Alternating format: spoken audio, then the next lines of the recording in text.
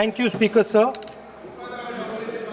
for letting me speak on this really important matter.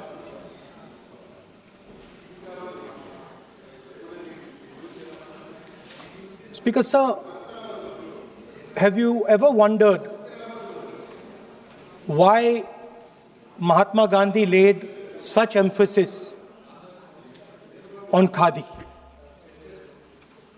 Why was it that he framed the entire Indian freedom struggle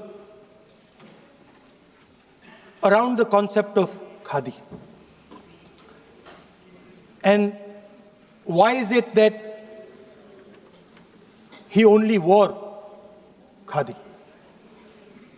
Because Khadi is not just a cloth.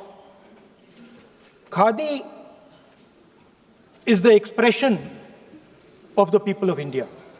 It is the imagination, it is the sentiment, it is the productive force of the people of Aaj pehnaun Khadi.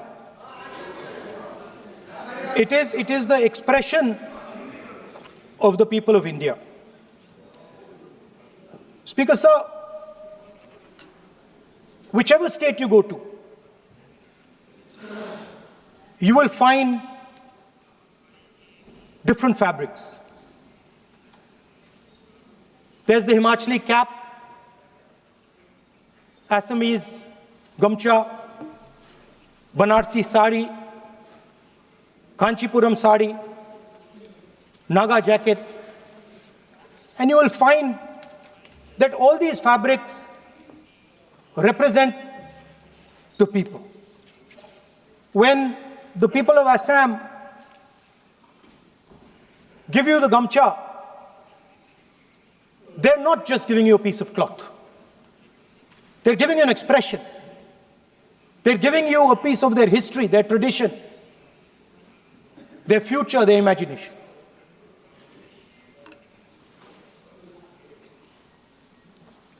It's the same when the Nagas wear that jacket. When they come and see us, they make us wear the jacket because they want us to be embraced by the fabric. But Speaker Sir, these fabrics are beautiful. But if you look slightly deeper and you look closely at the fabric, you will find that each one of them has thousands of little threads embracing each other. A Kanchipuram sari might have a golden thread, but the golden thread means nothing without the green thread or the yellow thread near it. The other thing to notice about the sari or any other fabric is that all the threads are equal. No one thread is superior to another thread. They all come together. The threads cannot protect you. The threads cannot keep you warm. But when they come together as a fabric, they can keep you warm, they can protect you, they can express what you have in the heart. Speaker Sir, in the same way, our nation is also a fabric. It's a fabric made up of 1.4 billion people, and the fabric is woven together by the vote. Let me repeat it. It is a fabric of 1.5 billion people, and it is woven together by the vote. Everything that we see, in fact, this house where I'm standing today, the Lok Sabha, Rajya Sabha, Vidhan Sabhas across the country, Panchayats across the country, none of them would exist if the vote did not exist. We talk with great pride about HAL, BHEL, ONGC, Tejas, Chandrayaan. We have a list of things we say. Not one of those would exist without the vote.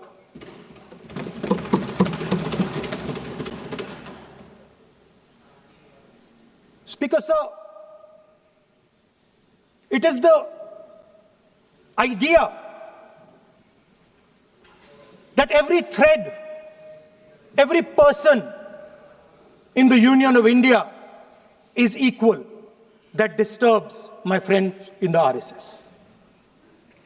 They are happy to see the fabric, but they cannot stand the idea that every single person in the fabric of our country, regardless of what religion they come from, regardless of what community they come from, regardless of what language they speak, should be equal.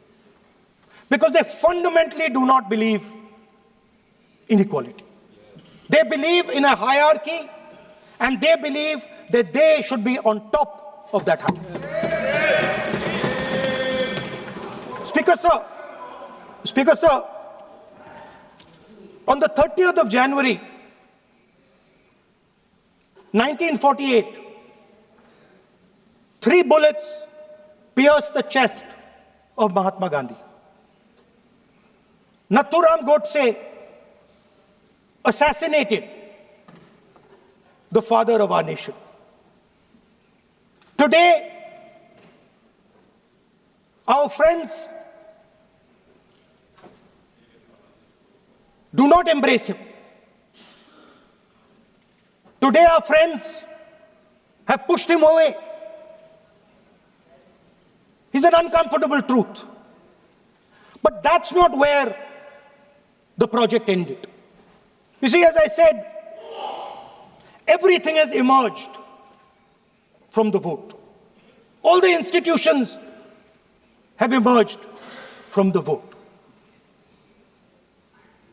So it's obvious that the RSS has to capture all the institutions that have emerged from the vote. So the project, after Gandhiji's assassination, the next step of the project was the wholesale capture of India's institutional framework.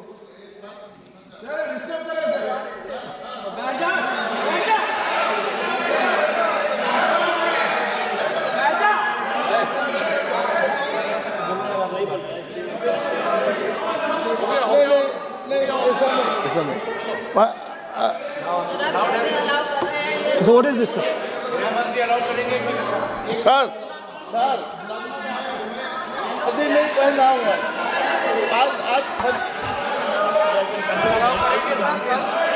I'm doing, relax. मैं बुलाता हूँ, please बैठिए So, please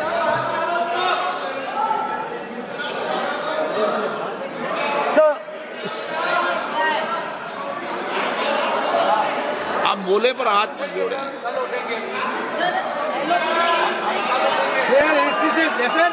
Sir, these are uncomfortable truths, but they have to be spoken.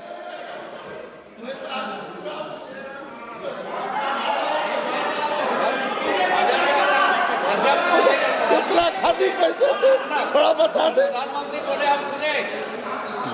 So these are uncomfortable truths, but they have to be spoken. My friends don't like the connections I'm making. They're disturbed by them. It's obvious. Speaker, sir, so after the father of the nation was assassinated, his vision of an equal India, of an India where institutions belong to the people, had to be destroyed. And so the process started, and the RSS attempted to capture one institution after the other. And I will give some examples so that it is crystal clear that this is the case. Everybody knows how vice chancellors are placed on top of Indian universities today. Every single person knows this. You go to any university, you speak to any youngster in India, he will tell you that it does not matter whether the professor has qualifications, it does not matter whether the professor has a scientific temperament. The only thing that matters is the professor belongs. माननीय सदस्य, एक minute, माननीय सदस्य, चुनाव सुधारों पर चर्चा हो रही है। सर ये मैं उसी पे कर रहा हूँ सर। आप किसी भी संगठन का नाम जो इस हाउस में उसका नाम ले लें। एलओपी है तो इसका मतलब ये नहीं है। एलओपी का मतलब नहीं, आप जनरल बात बोलो। आप राष्ट्रपति भाषण में बोलिए जनरल बात। सर हम लोग सुनना चाहते हैं। सर स्पीकर सर, हम लोग सुनेंगे शांति से। हम लोग शांति से सुनना चाहते हैं और ये आप लोग सुनिए ना क्या कहना चाहते हैं। धमकी देंगे आप? हम लोग सुनने के लिए बैठा है। अभी तक नेता प्रतिपक्ष एक शब्द चुनाव सुधार पे अभी तक आया ही नहीं है। संसदीय कार्य मंत्री बोल रहे हैं। मैं स्पीकर का परमिशन से ही बोल रहा हूँ। हम सुनने के लिए बैठे हैं। अरे हम सुनने के लिए बैठे हैं। नेता प्रतिपक्ष चुनाव सुधार के लिए जो सुझाव देंगे सुनने के लिए तो हम बैठे हैं, लेकिन चुनाव सुधार को नहीं बोलते हुए कहा जो इस सदन से कोई वास्ता नहीं, जो संगठन उसका कहानी किसी और का बोलना ये कोई उचित नहीं है। समय बहुमूल्य है, समय का मर्यादा भी है। सबका सब यहाँ सुनने के लिए बैठे हैं और ये समय बहुत कीमती है, इसलिए हर एक पल अच्छा शब्दों का कोई अच्छा ज्ञान दे, सुझाव दे, सुनने के लिए हम लोग बैठे हैं। मेरा एक सीमित अनुरोध है नेता प्रतिपक्ष से, आप विषय पर ही रहिए। हम लोग सब बैठे हैं, गृह मंत्री जी भी सुनने के लिए बैठे हैं, लेकिन आप विषय पर नहीं बोलेंगे तो जो विषय तय किया गया है उसका क्या मतलब है। अगर चुनाव सुधार पर ही नहीं बोलेंगे तो फिर इतना समय सबका क्यों बर्बाद करना चाहते हैं नेता प्रतिपक्ष। Should I leave? Then you speak. Should I leave? You speak then. You speak. What is it? You are parliamentary affairs minister. You are a parliamentary affairs minister. You are disturbing the lobby. How can it be? You are a parliamentary affairs minister. You are disturbing the Subject में नहीं आपके lobby. आपका lobby subject में नहीं है. ये विषय कर रहे हैं. The discussion. One second. The discussion is about the vote and electoral. The discussion is about the vote. एक मिनट सर मुझे बोलने नहीं।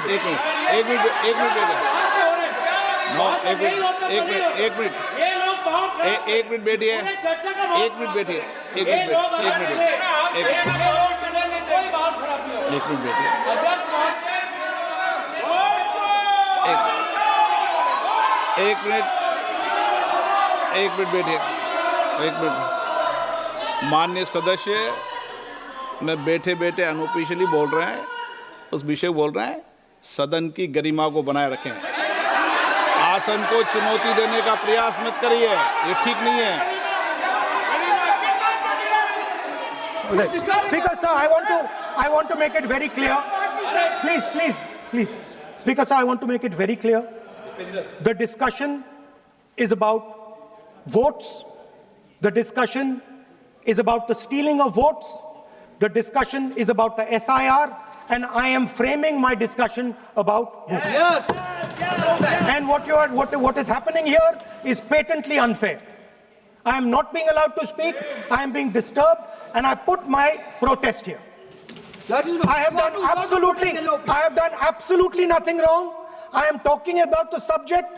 In order to capture the vote, you have to capture institutions. I am saying that institutions of India are captured, and I will come to the point, which is Election Commission is captured. So, the project of the RSS was to capture the institutional framework of the country, and I said how the education system has been captured. Vice Chancellor after Vice Chancellor after Vice Chancellor is placed not on merit, not on capability, not on scientific temper, but on the fact that he belongs to a particular organization. Second capture, which helps in destroying democracy, the capture of the intelligence agencies. We have the Home Minister sitting here. the capture of the CBI, of the ED, of the Income Tax Department. And the systematic placement of bureaucrats who favor their ideology and attack the opposition and anybody who chooses to oppose the RSS. That is the second institutional capture. And the third there are many more. I can go on. And the third institutional capture. Yes. What is this?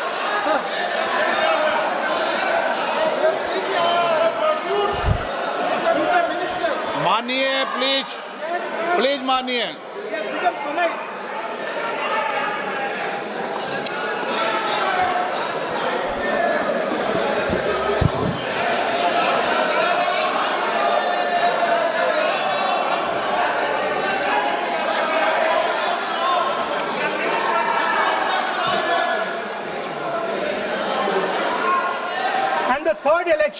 The third capture of the institution that directly controls the election system of our country, the Election Commission.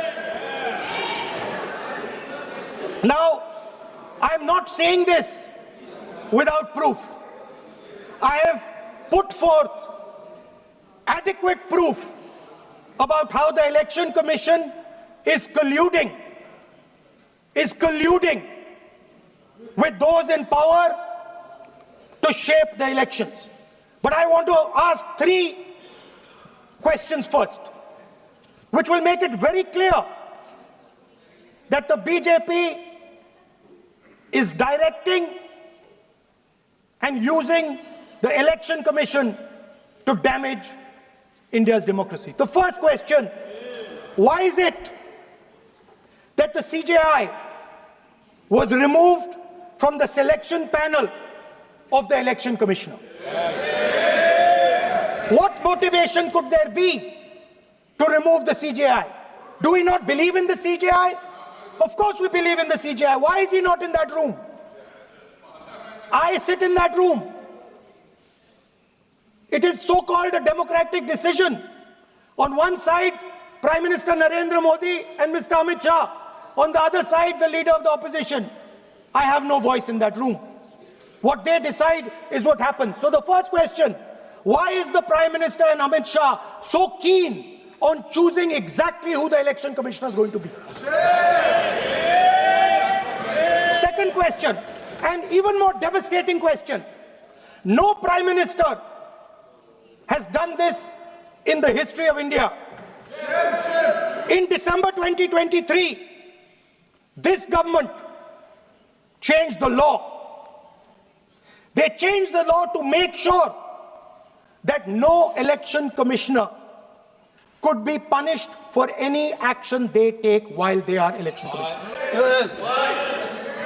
Immunity. Why would the Prime Minister and Home Minister give this gift of immunity to the election commissioner? Why would they need to give this tremendous gift that no Prime Minister has given ever before to the election commissioner? Yes. Mr. Shah is looking into the ceiling. Maybe he will answer this question when he speaks. And finally, why was the law with regards to CCTVs and the data that they contain changed? Why was a law put in place that allows the Election Commission to destroy CCTV footage 45 days after the election? What is the need? The answer given is it is a question of data. It is not a question of data. It is a question of stealing the election. Yes. Now, what is the result of this institutional capture? What is the result of controlling the Chief Election Commissioner and the Election Commission? First of all, we have a set of election campaigns that are tailored for the Prime Minister. 3-month, 4-month, 5-month long campaigns are taking place so that the Prime Minister's schedule can be fitted in to the program. Second, we have a Brazilian woman who appears 22 times on the voter list of Haryana. Please. No. 22 times this lady appears. एक minute please एक minute. आप नेता प्रतिपक्ष है, मैं इस तरीके से सदन की कार्रवाई नहीं चलने दूंगा। ये सदन है, सदन की गरिमा को बनाए रखें। आप सदन की गरिमा से बोलेंगे तो ठीक, नहीं जैसे सदन नहीं चलेगा। नो, गलत तरीका है आपका, नहीं होगा। आप ले रहिए, आप ले रहिए। नहीं, माननीय प्रतिपक्ष के नेता, आप पहले अपने सदस्यों को समझाइए। नहीं चलेगा, नहीं, ठीक नहीं है। नो, नहीं, बिल्कुल नहीं चलेगा। अगर आप सर माननीय प्रतिपक्ष के नेता, आप अपने सदस्यों को गरिमा समझाइए। सर, बट ये तरीका आप इतने सालों तक यहाँ पर हैं, ये तरीका उचित है क्या? सर, विरोध का तरीका होता है, लेकिन ये उचित तरीका नहीं है। तरीका इधर भी हो। नो, उधर का तरीका क्या है सर? नो, सबका तरीका उधर से होगा, उधर से भी बोलेंगे, इधर से बोलेंगे, सब जगह से बोलेंगे। Speaker sir, I don't agree with the showing of photographs here, but it is a reflection of our democratic structure. This is what is happening in our democracy, that you're not allowing us to show. This Brazilian woman has appeared 22 times on the voter list in Haryana. And not only that, there is one woman whose name has appeared 200 times, more than 200 times in one booth in Haryana. And it is very clear, and I have proven without doubt, that the election of Haryana was stolen and the theft was ensured by the Election Commission of India. I've said it again and again and again. Now, nowhere has the Election Commission answered my questions. The Election Commission has not told me why this lady's picture has appeared on the polling list. They have not told me why lakhs and lakhs of duplicate voters are existing. They have not told me why a BJP leader is coming from Uttar Pradesh to vote in Haryana. These are straightforward questions. And there is clear proof which I have put in front of the country. Right? But the Election Commission has no answer to these questions. And that is the result of the complete capture of the Election Commission by the people across the aisle. By the way, you're talking about SIR in Bihar. Let me say something about SIR in Bihar. Why is it that after the SIR in Bihar, 1.2 lakh duplicate photos are existing in Bihar, in the voting list? If you've cleaned up the voting list, why are there 1.2 lakh duplicates in Bihar? And we've not just proven this about Haryana. We have proven this in Karnataka, we have proven this in Maharashtra, and I'm absolutely certain this is how you're winning elections in Madhya Pradesh, in Uttar Pradesh, in Bihar, across the country. Now, so what I'm putting on the table is, it is very clear that you've captured the institution. I've shown the mechanism of that capture. I'm also showing you how the Election Commission is doing things that are completely out of line. I'm not getting any answers. Right? So now, let us come to how, when we're talking about electoral reform. Electoral reform is very simple. The point is, nobody wants to do it. The government doesn't want to do it. What does electoral reform require? What we've been saying. Number one, give machine-readable voter lists to all political parties 1 month before the election. That's the first step. The second step is take back the law that allows the destruction of CCTVs. CCTV footage. Very simple, not difficult. While you're doing that, also tell us what is the architecture of the EVM. Give us access to the EVM. Let our experts go and see what is inside the EVM. Till today, we have not had access to the EVM. We are not shown the architecture of the EVM. We're not physically allowed to go and see an EVM. Give us the architecture. Give us access to the EVM. And finally, please change the law that allows the election commissioner to get away with whatever he wants to do. That's all the electoral reforms you need. And I want to assure the election commissioner that they might be under the impression that this law lets them get away with it. Let me remind them, don't worry, we are going to change the law, and we are going to change it retroactively, and we are going to come and find you. Right? So this is the situation that the country is faced with. You know, everybody says to us, India is the biggest democracy. Actually, I was thinking today, we're not just the biggest democracy, we're the greatest democracy. And I'm not saying it just like that. I'm saying it, America calls itself the oldest democracy. But the democracy that weaves together the largest number of people, the largest diversity of people, the largest number of languages, the largest number of states is this country. And so our most powerful asset,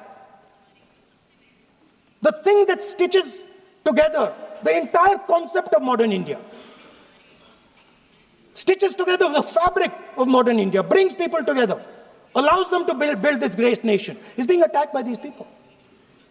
They're destroying it. You know they're destroying it. I know they're destroying it, and they know they're destroying it. And I'd like to conclude by saying that the biggest anti-national act you can do is vote chori. There is no bigger anti-national act that you can do than vote chori. Because when you destroy the vote, you destroy the fabric of this country. You destroy modern India, you destroy the idea of India. So I'd like to conclude by saying vote chori is an anti-national act, and those across the aisle are doing an anti-national act. Thank you.